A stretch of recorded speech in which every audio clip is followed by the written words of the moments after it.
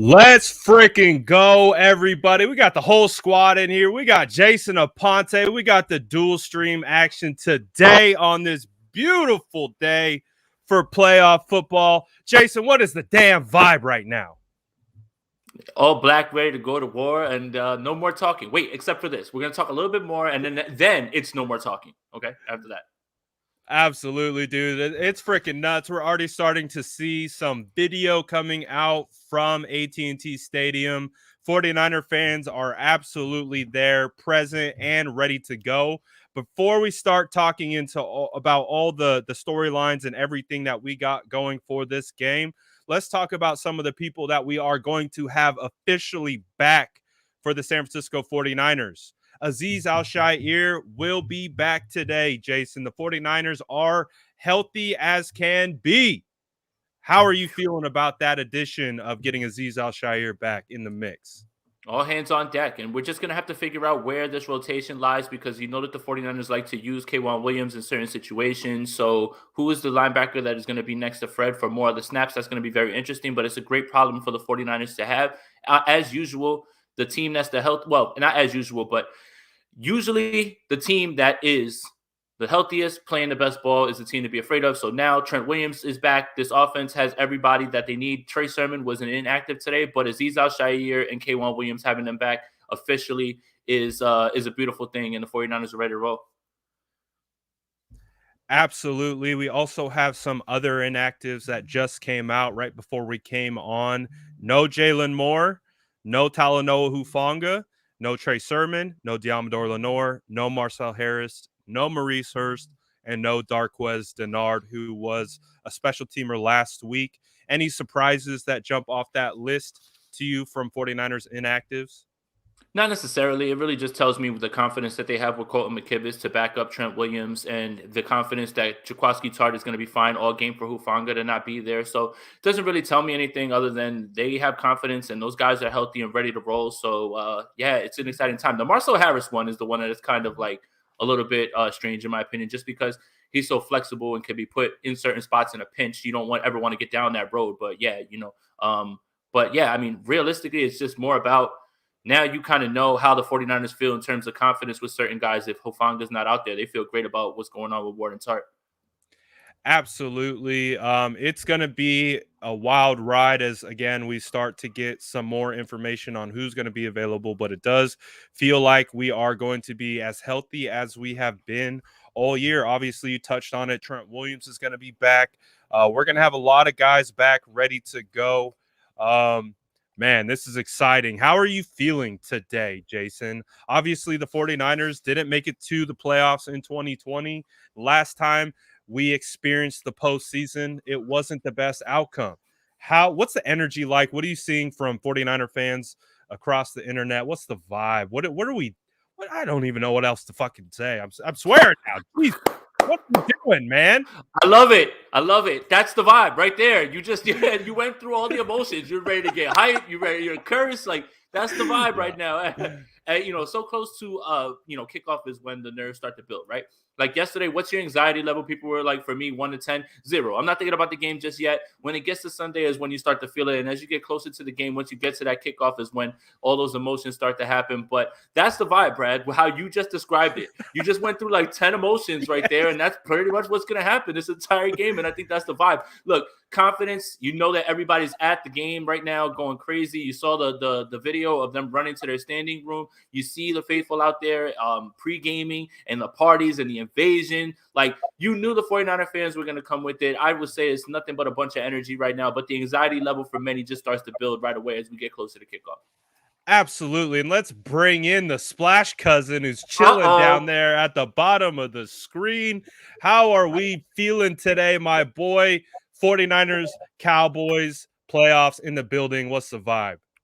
I'm not going to lie. I feel absolutely terrible. I am coming down with something, but I am going to power through this live and through this 49ers game. So not that, I don't want to sound selfish, but it'd be really nice if they could win this game today because then I can at least power through this. If they lose on top of whatever I'm dealing with right now, I'm going to be a little bitter tonight. I will be completely honest. We got to come out and get this dub for Jordan, man. Jordan flu game makes too much sense, bro, and that's it. That's what's happening right now. Like once this is done, make sure that you post, Jordan getting carried off by Pippen. Jordan is Jordan, and we're Pippen. Put me in, coach. Put me in. I'm ready. Absolutely. And let's get this thing started with some keys to victory. Let's start on the offensive side. And Jason, we'll start with you and then we'll rotate to Jordan. But what are going to be some of the keys to victory for the San Francisco 49ers offense to take down this Cowboys defense that has, DeMarcus Lawrence, all-pro, first-team all-pro Trayvon Diggs, first-team all-pro Micah Parsons, all the noise that we've heard from those guys. What are going to be some of the keys today?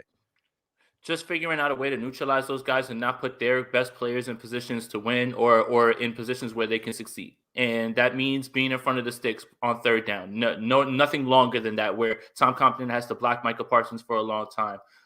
Obviously Trent Williams being back, you feel much better. I'm no disrespect to Lawrence, no disrespect to Gregory, but I have a lot of confidence in that guy on the left side. It's less about them and more about what I know about Trent.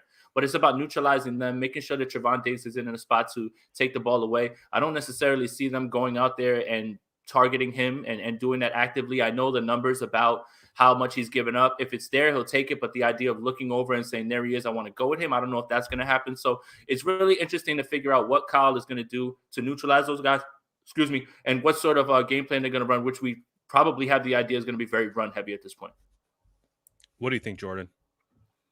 I think that one of the things that Kyle Shanahan does, we obviously know how good he is at designing plays, calling plays, but more specifically, he's really good at isolating the weak link on an opposing defense and creating a situation where somebody who may not be particularly strong in a particular area ends up being the force player on a given play. So, for example, if a guy is not great at tackling in open space, Kyle does a really good job of getting guys like Kittle and Debo isolated on these guys. So I expect there to be a lot of quick passing game. I expect there to be a lot of window dressing and pre-snap motion and stuff. But ultimately, I think he's going to make this Cowboys secondary have to tackle. And they may come out early. Dan Quinn slowed him down in the past before with that defense. Not in Dallas, obviously, the last time they played, he was with Atlanta. But I think there's some familiarity there. So I wouldn't be surprised if there's a bit of a slow start.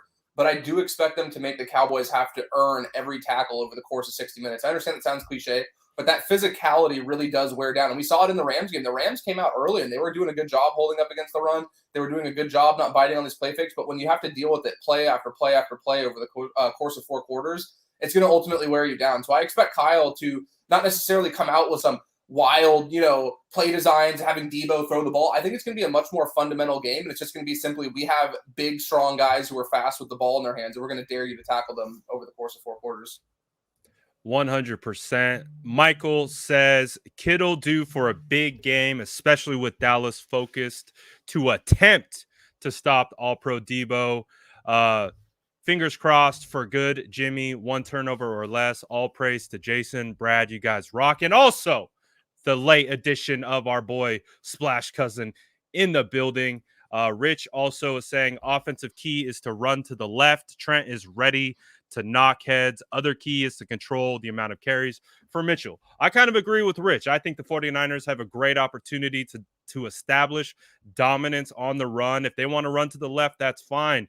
I'm seeing a situation where the 49ers try to set the edge and then they're going to counter cutbacks to mid zone and gap schemes on the inside. I think it's going to be a combination of whole kinds of stuff, but I'm really, really excited to see what this 49ers offense is going to offer. Switching gears to the defensive side, Jason, what are some of the keys to victories for this 49ers defense? Who's going to have to step up? Who's going to ball out for the 49ers on the defensive side?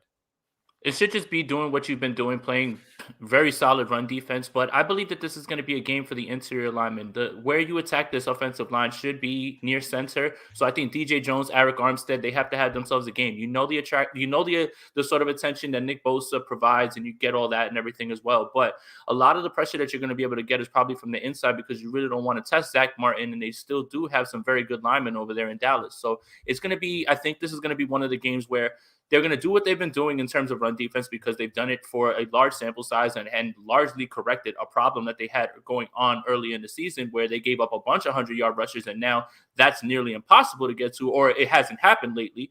So continue that, but I think that the interior linemen are going to have themselves a game because that's where you attack this offensive line, and just making sure that you keep the emphasis on turning them one-dimensional. I understand Dak Prescott's a great quarterback, but they haven't shown success when they haven't run the ball over 100 yards. I believe their record is 1-5 in games that they don't run for 100 yards. The 49ers have not allowed 100 yards for quite some time. So there seems to be some sort of correlation between them having to throw more and not having as much success. So if the 49ers play their game as usual, and as we sound like a broken record, if they play their game, they're very hard to beat. But I feel that that's particularly strong in this game because of the matchups and the way that they can attack weaknesses. Also, to your point offensively, when they were talking about running to the left, that's cool and all, but I like the idea of running right at Micah Parsons so you can eliminate him as well too. So it's Kyle's world and however he wants to run it. So, I mean, yeah, run behind the best left tackle in the world. I get that as well, but Kyle can do whatever he wants at this point, and that's largely how you neutralize pass rushes, is making sure you run right at them and don't necessarily go away from them. Absolutely. And Jordan, same question to you.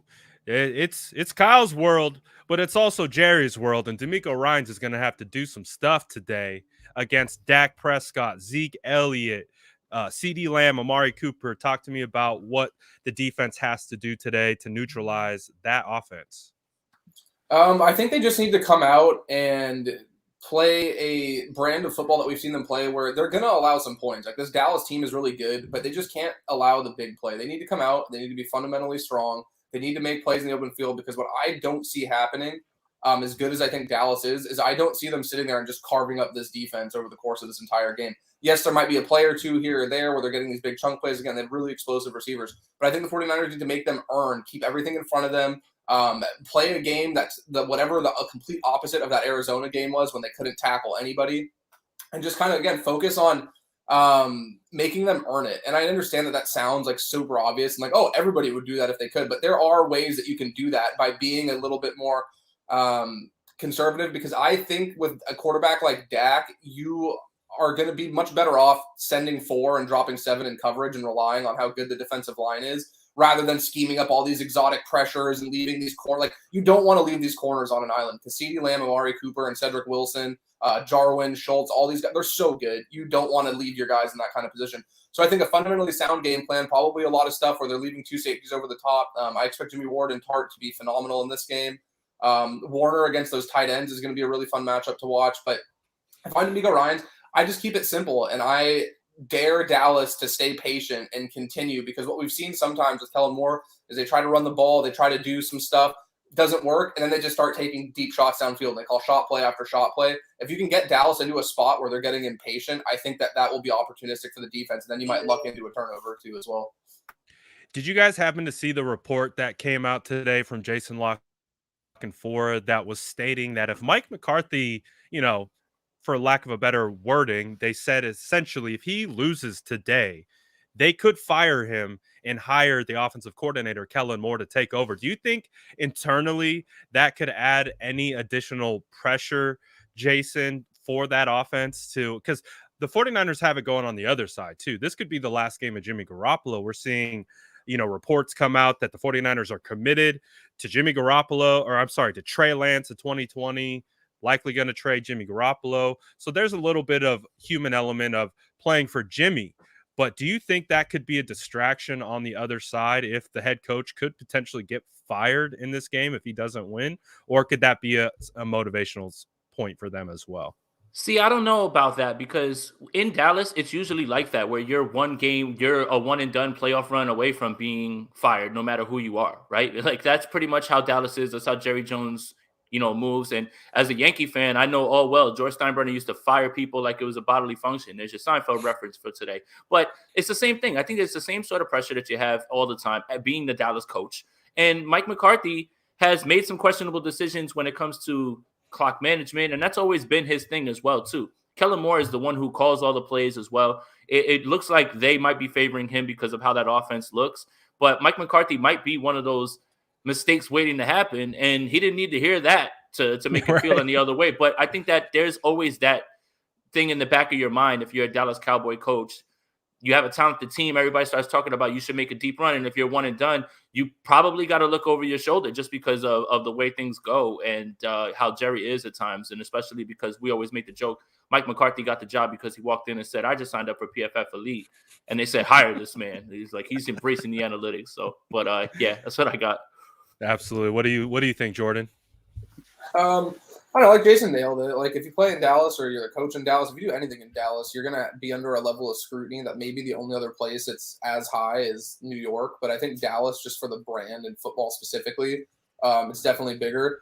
Um, I'm not a big fan of Mike McCarthy's, to be honest. I don't like dislike him or anything, but he's just like people always blamed Aaron Rodgers for falling short in the playoffs, and I never heard Mike McCarthy get any of the blame. And some of the decisions, like I think back to that 2000 and I guess it was January 2015, but that year that the Packers went to Seattle in the NFC Championship game, McCarthy cost them that game, and everybody blames that poor dude who fumbled the ball on the onside kick. McCarthy lost them that game in the second quarter when he got way too conservative, way too early when they could have put that game away. And I'm not a big fan. Like he's not a guy that I'm like, hey, no matter what happens this year, like we need to bring him back. Like he's too good to let go. Like I've defended Kyle Shanahan when he's had 3 losing seasons in 5 years because I see something there. I don't see that with Mike McCarthy. Maybe they're worried they're going to lose Kellen Moore, so they might be more inclined to do that. But I don't think it's going to create any. Like it's not going to be like they go down early and all of a sudden there's tension and it's like, oh, this guy's going to take my job and they're fighting on this. Like no, I don't think that's going to happen. But it wouldn't surprise me. The Cowboys have a really good team, and I think that's one thing that, as much as I like the Niners' chances today, based simply on like matchup and the style of this game, the Cowboys have a really good team. And if they get bounced in this round by arguably their biggest rival in the history of their franchise at home, I could see Jerry Jones. Like I just read an article moments ago that was somebody in New England from New England Sports Network, which is like their big, like their NBC Sports Bay Area, talking about if it's in the best interest of the Patriots to have Bill Belichick come back. So if people are going to throw out rumors about, I'm not even kidding you, I thought it was like an onion piece or something. It was, if Bill Belichick's job isn't safe, you can bet your ass that Mike McCarthy's job isn't safe, because it comes back to, I think so many of these guys are seeing these younger head coaches that are these bright offensive minds, which you could, say that Kellen Moore fits that mold, are having so much success that these guys who are a little bit older and that outdated kind of archaic coaching philosophy are getting kind of pushed out the door. I'm not necessarily saying that's like, a good thing, but it definitely, like, there is a track record of success with a lot of these young offensive coordinators. And maybe the Cowboys just feel that there's time to make a change. There's time to do that, which I don't say it would be surprising, but it's kind of weird because they let Jason Garrett stay there for a decade and he wasn't True. when he was there. All he did was clap on the sideline. Like, I love it. I love the sneak shots there at Jason Garrett on the way out. It could be a situation where it could be, if they do lose, they don't want to lose Kellen Moore too. And you talked about the young offensive coordinator, the young offensive minds. They don't want to lose him to potentially a division rival or, a conference opponent. So you never know. They could move on. But we have a good question here from Cesar in the chat. He said, who should start at linebacker opposite of Fred Warner? Is it going to be Azeez Al-Shaair or Greenlaw? I'm going to start with you, Jordan. What do you think it's going to be? 100% Azeez Al-Shaair. Dependent on this, though. If he's physically able to play at 80% of the level he was at this season, like if he can match that, he doesn't have to be 100%, but if he's at least 80, I would go with him. I think that Dre Greenlaw is a more than adequate linebacker. I just think Al-Shaair is better. I think Kyle Shanahan kind of supported that statement when he stuck with Al-Shaair when both were healthy earlier in the year when Greenlaw first came back. Greenlaw had a couple of plays last week that were I was a little nervous about, where he could have been flagged for some roughing, unsportsmanlike conduct penalties. And it seemed like he was a little amped up, which I understand. Coming back after being out for that long has to be tough. But I actually expect them, the majority of teams are going to be in nickel most of the time now. You're going to see guys in sub packages. They're not really going to be in base defenses. Against this Cowboys offense, depending on how it goes, I wouldn't be surprised to see Al-Shaair, Greenlaw, and Warner on the field a ton today because of how versatile all three are at linebacker. Obviously, you don't want to have him lining up against Wilson or Cooper, one of these guys in the slot. But if Dallas is coming out and they're trying to establish the run early and they're trying to, get very physical, Dre Greenlaw still brings a tremendous amount of physicality. So I think that they can kind of mix and match both. But based on the way Al-Shaair played this year, I would have a really hard time replacing him, especially when it's just two linebackers out there. I thought that Al-Shaair and Fred Warner were one of the better linebacker duos in the league when they were out there at the same time together. Yeah, what do you think, Jason? Yeah, I mean, obviously, I'm going to be pro Alshire, but provided the fact that he can play well as well. But again, I understand why Dre Greenlaw was so hyped last week. It took him a long time to get there. Had his shot right in front of him, right with Aziz Alshire not there, and he's like, "Hey, man, play like your hair's on fire." And it's easier to calm somebody down than to tell them, "Hey, man, you got to get a little bit more aggressive," right? Like it's easier to Right. say, "Dude, just control that a little bit." So it's fine. That's fine and all, but again, it's all going to come down to game script and how things are going, right? Like if they're going to be running guys out there, then you want K'Wan Williams out there for at least the chance that he can blitz or just cover somebody in the slot, and you feel okay with that. So it's really just going to come down to how the game goes and what's the game script and what's going to call for. Because I wouldn't be surprised that you see all three, but if we're talking about starting one and it's going to be in these passing down situations, then I think it would be Aziz, just because he's able to stop the run from those situations if they want to get cute and show a look and come out of there and things like that. He's been too good all year.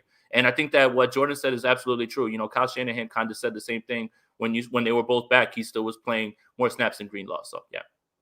Absolutely. So that's 2 for Aziz Al-Shaair. Rich is going to make it 3, saying Greenlaw was a loose cannon last week. Can't have that in the playoffs. He wants Aziz, and let's make it 4. I'm going to go ahead and say I kind of agree with everything that all 3 of you are talking about. I agree that I like Aziz, what he offers, what he's done this year, and when there was an opportunity to have both linebackers available, Aziz was the one who got the nod. But we're going to find out. We're going to see what D'Amico Ryans does, who he actually trots out there. But I like the point of playing all 3. We could see a matchup, especially if they get run heavy with Zeke and Pollard, where we could see all 3 linebackers on the field, which is a good thing for the San Francisco 49ers. Give me, Jason, one player, one standout on offense and why, and one standout on defense that you anticipate are just going to have monster days that contribute to a hopeful 49ers W against the Cowboys. All right. Well, I'm going to take some pretty obvious ones, and thank you for letting me go first. Debo Samuel is going to have himself a game because of the way that they use and for what Jordan brought up about making those guys tackle. Bigger men don't want to tackle that man. Now let's make I believe they rank at the lowest or at the bottom in terms of run defense grades, which hashtag fits my narrative. Thank you, PFF. So I'm going to go ahead and run with that. Debo Samuel, that's a pretty easy one. On defense, I think this has got to be a Fred Warner game in terms of being able to be that guy where in a pinch, if you can man that middle of the field and take that away and not give away anything that you're trying to do in terms of predictability when you have certain packages on the field and you're able to cover more things up, and he's able to get back a little bit more to, he's had a fine season, but that all pro season that we thought we were going to get this season. I mean, he's been great, but just a bigger game from him. I think Warner's got a shot in this game to play very well, because I want to see what he does in terms of, can he cover Jarwin? Can he cover Schultz? And really not put the 49ers in a spot where they look like, they're getting their look and exactly what they're running. They could run anything out of it and take care of both. Absolutely. So Jason is going with Debo Samuel on offense and going with Fred Warner on defense. I want to pull the chat really quickly before we get to Jordan. Drop it in the chat who you think is going to ball out on the offense and defensive side. We want to see your guys' answers in the chat. While you're at it, like this video, like Jason's video, like us over here at the SF Niners. Let's get this vibe going. Keep the energy rolling. Drop in the chat who you want to see or think is going to ball out offense and defense. Jordan, same question to you. Who's it going to be on the offense and defensive side? On offense, I'm going George Kittle. I think this is going to be a game. I mentioned that 2 days ago, I think, when we did a show. I think this is going to be a Kittle week. I think that Debo is somebody that's going to garner so much attention, and I think that Kittle, just the matchup is really favorable, especially if Dallas leans more on using Micah Parsons as an edge rusher and somebody to rush the passer. I just don't see an athlete in that linebacker group outside of him that can run with Kittle in the open field. And I also think there's a bit of inexperience there and over-aggressiveness. I just think we've seen in the past when these linebackers start having to creep towards the line of scrimmage and they have to start biting on these run fakes, that Jimmy to Kittle connection is something that's really special. So I think with the combination of Dallas really trying to do their best to take away Debo and the fact that I just think the matchup is really favorable, I think Greg Kittle has a big game today. Greg Kittle. Good old Greg. I'm going DJ Jones. I think DJ Jones is a player who every week makes a play or two. When I go back and watch film, it doesn't really show up in a stat sheet. It won't register as like a sack or a big, forced fumble, but he breaks through the center of these offensive lines and is able to just generate so much havoc, especially when other teams are trying to run the ball. in between the tackles. So I think we're going to see DJ Jones, and I don't want to cheat and use 2, but I think Eric Armstead will have a good game too. I just think that these guys are going to make so many plays on the interior, and they're going to make it so hard for Dallas to get that comfortability. I'm really interested to see Tyron Smith and Nick Bosa go head-to-head. Those are 2 of the best players in the entire league at their respective positions. So that's going to be really fun. But while Bosa is, off there battling with Smith, I just don't see, like, Dallas's offensive line is really good, but the Niners can just send so many numbers at you on the interior. And when they're having to deal with not only Jones and Armstead, and then you have to throw in Kevin Givens and Kentavious Street and these guys over and over again, I just think it's going to wear down on them ultimately. So I'm going to go with DJ Jones, a guy who I think has been an unsung hero for a very long time. I think he's going to have a couple big plays today where he's getting that recognition on the national stage. And you're hearing Tony Romo and Jim Nantz and these guys going, oh, DJ Jones, 49ers fans know, but, where they give that like cliche, they give love to the player that the national audience might not know about. DJ Jones is going to be that guy today. All right, so Jordan cheated a little bit. He threw Eric Armstead and DJ Jones. I'm going to follow DJ Jones, just to be clear. I just want to throw it out there. A lot of people I'm gonna cheat too a little bit. So there's some hedging. I want to go on the offensive side. I want to go Elijah Mitchell tied with the offensive line. I think the offensive line is going to come out balling. We've heard a lot of talk about Trent Williams missing the game last week and just really being tore up about it. And we know he is not only the leader of the offensive line room, but he is the leader of the entire team. Trent Williams provides an energy for this, not only offensive unit, but the entire team itself. So to see Trent Williams back out with Deebo Samuel leading this team onto the field yet again in a must-win game, I'm looking for Elijah Mitchell. I'm looking for the offensive line to have a field day. Again, the defense has some good, solid, stout edge defenders. DeMarcus Flores, Randy Gregory, Micah Parsons plays everywhere. So it's going to be very interesting to see how they attack, but I would love to see Elijah Mitchell attack the middle of this defensive line and see what they do. On the defensive side, I'm going Jimmy Ward. I don't know if you guys saw it. But we pulled up the post from CeeDee Lamb from 2020 when the 49ers and Cowboys played. If you guys don't remember, there was a play in that game where Jimmy Ward actually got knocked out unconscious on a tackle on CeeDee Lamb, and CeeDee Lamb posted it with Jimmy Ward in the background, down and out, and he's saying pray for them. Jimmy Ward commented on that specific post, said, I'll see you soon. Well, guess what? Jimmy Ward is finally going to see CeeDee Lamb. I love CeeDee Lamb, but today I want to see CeeDee Lamb get rocked by Jimmy Ward. So I'm hoping Jimmy Ward has a fantastic day on the back end, especially going up against Dak and these weapons that they have. That's what I want to see. So I'm really excited to see who actually balls out. But Jordan, when you look at overall game flow for this game, how do you see it going? Is it going to be kind of a situation where the 49ers maybe start a little flat and then have to come on late at the end, kind of like we've seen? Or do you think it's going to be a situation where the 49ers start out hot, defense is firing? What do you kind of predict the game flow to be? This is like a best case scenario, so I don't want to sound like jaded or like a homer or something, but I think the Niners are going to win the toss. I think they're going to defer. I think that they will not allow Dallas to score a touchdown. They might get a field goal, and then I think the Niners are going to come out with a beautifully scripted drive to start this. My concern is more so on the back end, like once you're out of those scripted plays and out of that comfortability, because we've just seen far too often, especially in the playoffs, when Kyle Shanahan has a chance to script these opening drives, it's really tough for opposing defenses to deal with. So I think it'll be the opposite of the Rams game, where the start won't be as slow, but there might be some concern towards the back half of the game when they're, starting to sputter a little bit. They might have a couple, drives that stall out.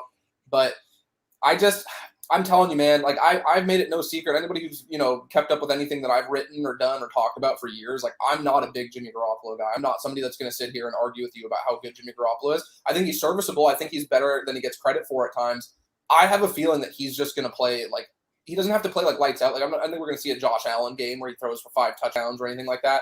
But I think he's going to be efficient, and I think he's going to take care of the football. And I think so often we've seen in this offense, if you're able to just avoid the costly mistakes, Kyle Shanahan's going to get guys open, and these playmakers are going to make plays with the ball in their hands. So I think we're going to see a Jimmy Garoppolo on demon time today. That's my bold prediction. I think we're going to see Mr. James Richard have again he could throw for 150 yards and no touchdowns, but if he does it in an efficient manner where he's making plays, he's converting on third down, I think they're going to be in a great spot. And I can't base that on anything other than just a gut instinct. And I'm telling you guys, like, I'm not a super pro Jimmy Garoppolo guy. I'm probably I would be the opposite of that if I had to lean one way or the other.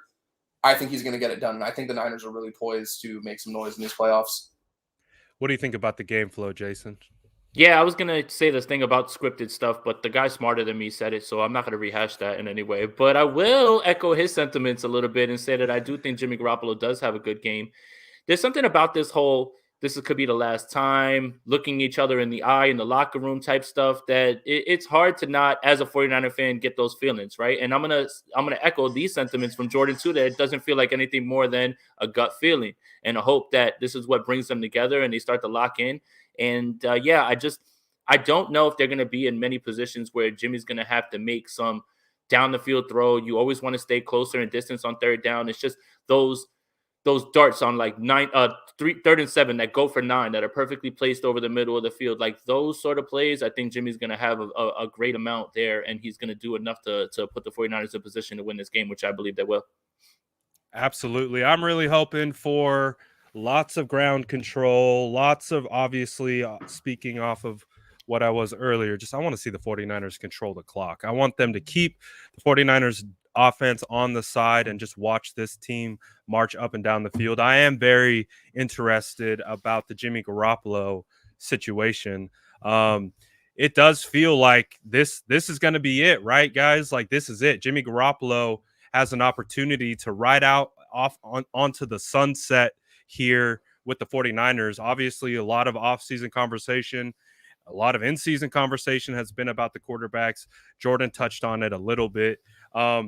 But do you feel, and I'm assuming both you guys feel, that could actually have a big impact on the motivation of this team, right, Jason? I believe so. I definitely do. A lot of these guys, again, I've said this before, their only taste of any sort of playoff success is with Jimmy Garoppolo. I think they all understand it's a business. Jimmy has said so himself in press conferences about, we had that talk before the Rams game, and I understand what's happening behind the scenes. So there is a little bit of that, last ride. Can we make it a special one? And hopefully they can. But I do think that the locker room is a little bit tighter right now just because they know they got their guy and they got their shot and anything can happen. So I do believe that. I definitely do believe that there is a bit of extra motivation from guys who want to send Jimmy out the right way. And that just goes to speak to how much this locker room loves Jimmy Garoppolo and how behind them they really are, no matter what people would say from the outside or speculate. Absolutely. Jordan, do you feel like there's an extra motivational aspect? Obviously, these guys are professionals. They get paid millions of dollars to play this game, but still, it's played by humans. Do you feel like there's a little bit of extra motivation, specifically too on the offensive side, just to get Jimmy Garoppolo to the next round? Yeah, and I don't Jimmy's obviously like the guy who's been under the microscope the most, and he's the guy who's been, I said from the beginning, I think I said this in the preseason or something. I thought the way he's handled this has been extremely amicable. He didn't have to, publicly come out and be as supportive as he was about Trey Lance. He didn't have to. He could have just folded his arms and pouted all season. And as much as people are he's getting paid, he should do it. There's a human element to this. And I thought the way he's handled himself has been really good. So I do want to give him credit for that. But it's not just Jimmy. It's, Jaquiski Tartt's been with this team for 7 years now? He's on an expiring deal. Who knows if they'll be able to bring him back? Jason Verrett's obviously hurt. Mostert's hurt, but these guys are all still traveling with the team. They're together. Those guys are on expiring deals. There's so many guys that have been a part of either the past couple seasons, particularly that Super Bowl run, that have been there through the 49ers transitioning from that kind of rebuilding, starting from scratch under Kyle to being a bona fide contender. And it's not just Jimmy. There's a handful of guys on this team who don't know their future with this team. And I think that they all meant what they said last season when they wanted to have their, revenge tour and, come back and avenge that Super Bowl loss. And I think that there's a palpable sense of this is the last time, not only for Jimmy Garoppolo, but all of these guys. It might be the last time they get to play together. And we heard Arden Key talk about it. Just like we said, most teams you'd like to think, oh, they're close. They spend every week together for half the season or half the year. Of course they're going to be close. It's not like that at all for most teams. The 49ers are a very tight-knit group. And I think that they're not only going to do that for Jimmy Garoppolo, they might come out and say that and say we're winning for Jimmy, we're doing this for him.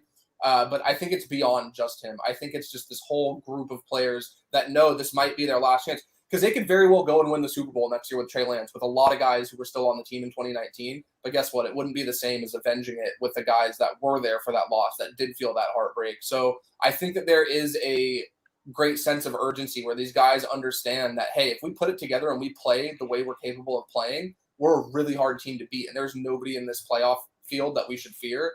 And that's where I think if they can get this win today, obviously there's a long path, and I don't like talking, Super Bowl, NFC Championship before you actually get there. But it's the kind of momentum that they need to start really believing, like, hey, we can do this. We've been there. We've done that. And that experience is invaluable, especially when you're going up against a team that's riddled with players that hasn't had that big moment playoff experience like Dallas. Absolutely. My guy's spitting. Justin E says, Wimmy Garoppolo. Let's get that dub for Jimmy, for the fan base, and let's keep this thing going. Obviously, that would be huge for this one. I'm sorry, dude. Did you see Luke's? This is so good. Jimmy play Offalo. No, I did not. That is legendary. That is absolutely legendary. Jimmy Playoffalo, we need him to show up today and obviously lead the 49ers to a victory. But some other people are showing up today, Jason. There's a lot of red. I'm getting tagged in a bunch of videos here from 49er fans in the stadium. It looks like the 49ers are well represented in Jerry's world. Are they going to be a factor today? Damn right they are. And anybody who didn't think that was what was going to happen, you're crazy. Look, guys, ticket master doesn't discriminate. And if I have tickets and I live in Dallas and, I love my team, but I bought them for $200, but somebody is willing to buy them for 5 times that price, oh, yeah, I'm taking that money and putting it in my family's bank account and taking care of my family, and I'm going to watch the game at home. So what you think? The 49ers travel everywhere that I've been. And this is going back to when I started traveling for games in 2019. Tampa was like that. Washington was like that. Every single place was like that. And that's why Dallas fans were sending out those tweets early on. Do not sell to 49ers fans. Nobody cares, bro. They were going to be there. And if you thought that this was the day to do a whiteout, God help you, because there will be no whiteout. And I had no doubt in my mind that 49ers fans were going to invade Jerry World with that ferocity. They've done it before. And now look at this game and the magnitude of it. You didn't think they were going to do it now? That's your fault. Jordan, are we going to see a similar impact the way the 49ers took over SoFi Stadium? I mean, we heard all the noise talking after the week from Rams coaches, players, wives, how they had to go on a silent count at SoFi Stadium, damn near Levi's South. Do you think we're going to see something similar today from the Red Sea and the San Francisco 49ers? I think it'll make the Cowboys uncomfortable. I don't think it's going to be anywhere near as prominent as it was in SoFi. And that's nothing against there. Just like you both said, there are some great fans that travel to that game. We've seen all the videos. They're going to be loud. They're going to bring noise. The difference is how many of them had to fly thousands of miles to get to Dallas, whereas in LA, the greater Southern California area has, like, the 49ers, maybe the Raiders, but definitely one of those two teams, not the Rams or Chargers, are the prominent fan base in that area. So you had thousands of people going to that game at SoFi that literally were driving 15, 20 minutes. Maybe in LA it took them 3 hours with traffic, but they're driving, a very short distance. They can do it in the same day. Jason knows that travel wears on you, and not everybody can do it. So I don't think it's going to be like this huge letdown if it's not the same, because, again, part of the reason why it's a home game in LA is because the 49ers are arguably the biggest fan base there. Having said that, the numbers that I've seen of people out there it's something that 49ers fans should take great pride in. And just like Jason said, the dumbest thing you could have done is try to have a whiteout when you know for a fact that there's going to be a mixed crowd, and it's just going to make, even if it's not all lined up, like college football games, half the stadium's one color, half the stadium's the other, they split the fans up, it's going to be scattered all over the place. And I'm not going to lie, as a Cowboys player, I'd be a little peeved if I'm sitting there and I get driven into the dirt, I get lit up by Fred Warner, I get sacked by Nick Bosa or Armstead or one of these guys, and I'm hearing cheers, not just cheers, but like explosive loudness, and you're sitting there like, are you kidding me, man? This is we fought all year for home field advantage to have my face in the turf and people are cheering about it. Like, that kind of stuff wears on you. I know we always talk about how human beings are playing this game. but that stuff matters. I feel like people think that just like robots play this game, and that stuff really does add up. So no, I don't think it'll be as big as SoFi, but I do still think it's going to play a big part in this game, especially if the 49ers are able to get out to a lead early. They're able to start getting some momentum because we've seen it before. The other thing I would add real quick, I think it's hilarious that the Niners, last time they went to Dallas pre-COVID and stuff when it was full seating, they took over. But when the Cowboys come here, it's like the same thing. It's like whenever the away team in this matchup goes to the other, they like bring their entire fan base with them. They like grab a U-Haul trailer and bring 80% of their fan base. I just think it's like hilarious that there's never going to be some kind of like home field advantage, it feels like, when these two teams play because of how well each fan base travel. Absolutely. It's two of the best fan bases in all of sports facing off against each other. Two of the most storied franchises in NFL history and all of sport facing off for each other. It's leading itself to be one of the most epic playoff matchups, at least in my recent memory. I'm so hyped. I'm so excited. I do want to poll the chat though and ask the chat 0 to 10. How hyped are screw it, 0 to 100. How hyped are you about this game coming up against the 49ers versus playoffs? Jason, how hyped are you? I know as our resident 49ers fan on the other side of the coast, how are you feeling with all the history that you have going up against this matchup, Cowboys, everything? What are your hype levels like right now? I'm at 10 right now, but I'm going to 12 in a few minutes when we get closer to kickoff. This is it right here. This can't go down this way. You cannot lose to the Dallas Cowboys. So now all of that stuff from last week, it's gone. It's 100% gone because that's over with. And now I know we said no more talking, but we just spent 40 minutes talking. This is now it's no more talking right after this. No more talking. Yes, right. Let's get to it. And the 49ers have everything at their disposal to get this done. And this should be an amazing matchup. But yeah, this has a little bit of a different feel right now because of who the opponent is. Any playoff game is going to be juiced. But we're talking about 49ers Cowboys. And this is something that many 49er fans remember that rivalry. Not fondly, they just remember it. Like the only reason we remember it fondly was because we won the last one of those. But other than that, I remember those feelings of losing to the Cowboys and it was like year after year would be the same thing. So there is no way that they can allow this to happen. And right now I'm on 10. I'll be on 12 in a little bit, though. Absolutely. You can see right now the chat is absolutely juiced up for this game. It is right around the corner. Jordan, now I know you like to keep it down the middle and you like to look at all ranges of outcomes and all different sides and everything. But as a fan, as a pure fan of the San Francisco 49ers, how freaking hyped are you? They made the playoffs, and that to me, like watching them play football in the playoffs is all that I wanted this season. I thought that once they got in, we could start having these discussions about them potentially making a run. So I'm really excited that we get to see them in January and see them play football at the highest level when the stakes are the highest. And it feels good because that's what any sports fan wants. They want to feel like every year their team is going to be in the mix. And I think preseason, we've talked ourselves into it the last few years, and they obviously only had 1 year prior to this where they got in and actually did it. But I am excited to see how the 49ers respond because this is the first time that they've played a road game. I don't count the Super Bowl as a road game. So it's the first time we've seen them on the road under Kyle Shanahan. And as much as, I got so much pushback when I said that I wrote an article about what the Niners can do to upset Dallas. Dallas is 12-5. They're at home, and they're a 3-point favorite. I'm sorry. I understand the Niners are confident. I think that they can win this game. That's an upset by every definition if the Niners win this game. And it was so funny to me how confident 49ers fans are about this. And I think that there's a reason why. It's just because the matchup favors them, I feel like, so much more. Like if they were going to Tampa this week, even like Green Bay or something, I might not feel as great about it. But everything that they do well really puts the Cowboys in a situation where they're uncomfortable. So as a fan, I'm excited, but as a fan of the sport, I'm really excited to see, because I talked to you about it the other day, right? I'm 26. I never saw the, Niners, Cowboys stuff. The biggest game I ever saw was when I was like 5 years old and T.O. did the dance in the middle of the star. Like I have memories of that. Outside of that, there's not really any defining moment. I was there for the overtime game they lost in 2011.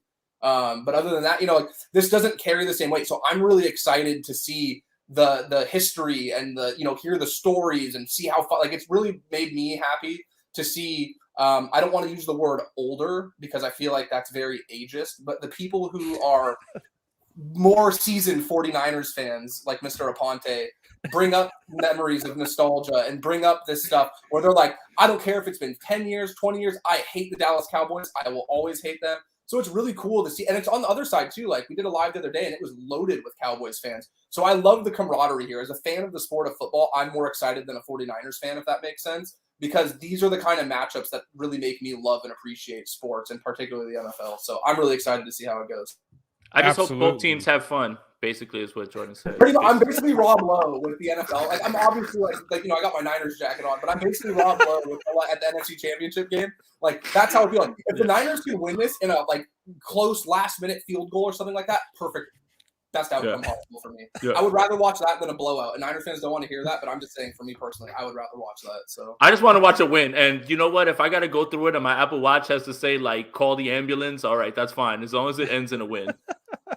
You're going to be next on one of those Apple Watch commercials. It's going to be a picture of Jason. You're going to be like Jason on the floor. I'm just going for the fourth down, man. That's it is Niner dude. Like, that's what I'm yelling about. What's Ryan's running over there? What's your emergency? What the hell is Ryan's running over there, man? Oh, my God. They're showing too high. They need to move down and bring somebody in the box. Can you send the ambulance? Oh, my God. I freaking love it. Justin says Arden Key earns his second contract today. Could absolutely do it. I could see it happening. Ron says the Cowboys are soft. Can't wait to watch them fold. I hope that's the case. But speaking of scores, speaking of all that this is the portion of our episode where we do score predictions. And most importantly, in the chat, we want to see what score you think is going to be the outcome. It's going to be our last opportunity to throw out score predictions. Hopefully you guys get it right, but let's find out. Drop your score predictions in the chat. Let's start with Jordan. What do you feel like this game, the ranges of outcomes are going to look like on the scoreboard when it's all said and done?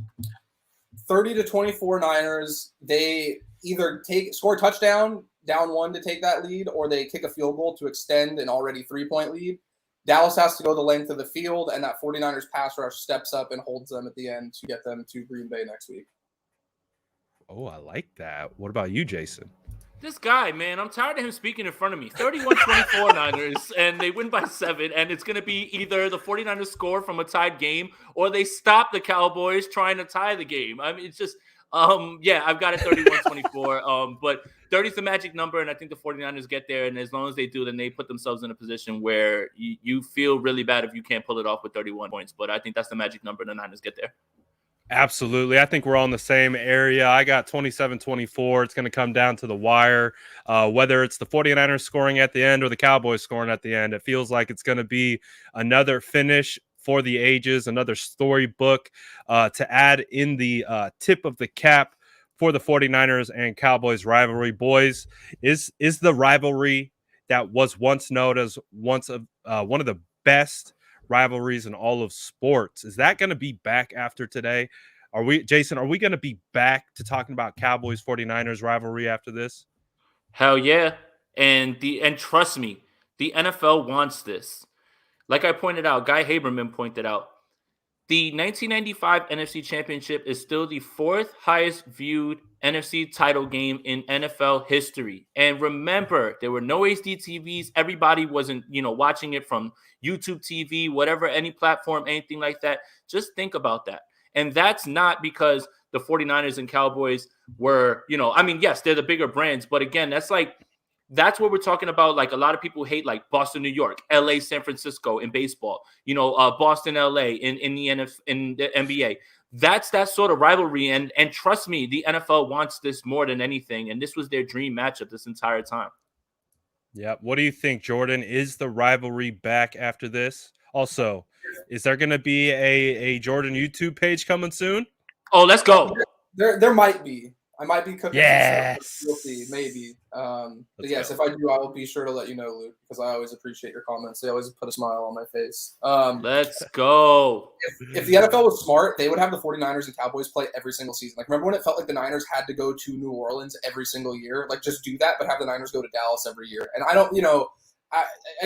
you'd like to see it be more consistent. I always thought it was kind of ridiculous that the Saints never seem to come here during the regular season, but the Niners obviously show out and travel very well to both those places. So I would literally have these two teams play every single year because it's going to be a ratings machine. It's both teams are set up, you'd like to think, for success in the future. So you get, like the NFL's a business. They make it no secret. Like, money is number one. That's what rules their decision making. It would be a cash cow to have the Niners play the Cowboys every single season, or at least not have them only play in the playoffs if they happen to match up, or only play once every 4 years when they have the, divisional round matchups versus, the NFC East and whatnot. So yeah, they should have them play every single season. Like, there's no excuse not to do that. I just think that the ratings, just like Jason mentioned, like, I wasn't even born when that game happened. So that's how long ago it's been. And it's the fourth highest. Like, that's insane if you think about it. So there's no reason other than just pure negligence to not have these two teams play at least once a year every season. I mean, it feels like we're on the brink of something special today. The energy just in our chat alone on these lives is phenomenal. Can't imagine what the energy is like out on the ground floor. Is it true that it is Luke Luna's birthday today? And if so, we have to give a shout out, whole chat, to say happy birthday to an OG Sourdough Squad member. Drop a happy birthday in the chat for Luke Luna, the man himself. We appreciate you, Luke, always vibing with us, always having a good time. We really do appreciate it. Quickly here, before we start heading and getting ready for this game, guys, are you nervous? What are the nerves like today, Jason? Are you quietly confident? You seem calm, cool, and collected per usual. But how are we feeling deep down on the inside? Let's just see how this game goes. I'm chilling right now because I'm trying to save all my energy for the game, and I'm certain that there will be a roller coaster of emotions during the game. So, just save it for right now. Right now, you're just waiting. But I think once that ball gets kicked off, that's when the heart rate starts to go up, and that's when things start to happen in that way. But at this point right now, I'm just calm before the storm. I'm literally going to sit right in this seat and watch this game from my laptop like Lenny from The Simpsons, like this. I'm not going to move, not going to breathe, anything like that.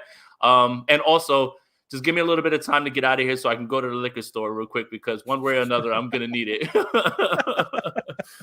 Jordan, how are you feeling? What's the nerves like right now? I'll be honest, I feel terrible right now. So, and it's nothing to do with the game. I'm getting sick with something right now, and I don't have the energy to be nervous. So it might work out in my favor. I will be expending all my energy, keeping my eyes open and trying to stay awake during this game. So I don't, and aside from that, I'm just joking, obviously. But aside from that, I was way more nervous about the Rams game. I don't know about you guys. I felt way more nervous going into that game than this game. I just stylistically, like what the Niners want to do, if they're able to execute and play the way they are capable of playing, their chances are phenomenal in this game. And I hate to be this guy and say this, but it really does make me feel better as a sports fan. If they don't play up to that level, they don't deserve to move on. And it's like, oh, okay, yeah, well, duh, like, obvious. But, like, really, though, like, if the Warriors don't play like that, hey, good season. They made the playoffs. They build on it. They go next year. But if they do play like they're capable of playing, all of a sudden, this Niners team starts picking up momentum next week on NFL Network and ESPN and all these channels. Do you want to play the Niners? Here we go. And how cool would it be to get another game like we had when it was like 0 degrees in Green Bay? I say that in my, apartment in Santa Clara, where the players have to be on the field. It's easy for me to say, but how cool would that be to get another game in Lambeau? So I'm focused on today, but I'm just saying that, like, this matchup, like, feels like it's like the saying I keep coming back to is styles make fights, right? You can have a guy who's a superior fighter, boxer, whatever, but if they don't match up stylistically with somebody who's inferior, that they can have problems. The Niners not only aren't inferior, but I still think they have that mismatch. And I think that the style of football they want to play is the opposite of the way that the Cowboys want to play. And if the Niners can dictate the terms of engagement in this game and dictate how this goes, I feel great about their chances. And I hate saying that because I like to think I'm even keeled and objective and not blinded by, but I think they're going to win this game, man. Like, I feel really good. And I feel really good about Jimmy Garoppolo being a big part of that. And I don't think either of you have ever heard me say that. When have I ever been like, going out of my way to be like, hey, I think Jimmy's going to be really good today. Like, I think it's coming. Dude, real quick, something that just broke, My Sports Update just tweeted. So apparently Troy Aikman went on a rant during this Bucs-Eagles game about why he had to come and watch this game as opposed to do the 49ers Cowboys game. Is it Romo calling this game? Yeah, it's Romo and Nance. Yeah. The GOATs. The GOATs. Oh, Aikman's peeved about that. He's like, I should be in Dallas right now. It should have been me, not him. Not fair. Also, my goodness. Happy birthday to Luke. I forgot to say that. Luke is the man. He's always in here supporting Brad and here for the lives on here for. So happy birthday, dude. I hope you have a great day. Yup, happy birthday, Luke. You are my first favorite Luna. Leo has been bumped down one. He's adjust the rankings. Adjust the rankings. The Siren, rankings. Siren. Adjust the rankings, Siren. Oh, woo, woo. Oh, my goodness. I freaking love it, dude. The energy's so freaking good right now. We gotta laugh now, dude. We gotta laugh now. We don't know what it's going to be at the end of this. Before we head out, guys, any last points that we want to touch on? Jason, I'll start with you.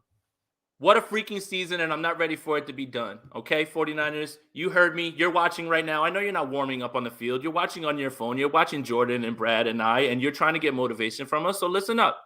Play your game. Bully the bullies. Do what they say that they're going to do to you. Do it to them. You're better than them. You can execute better than them, and you are about to pull off something where you're about to leave a whole nation of fans miserable.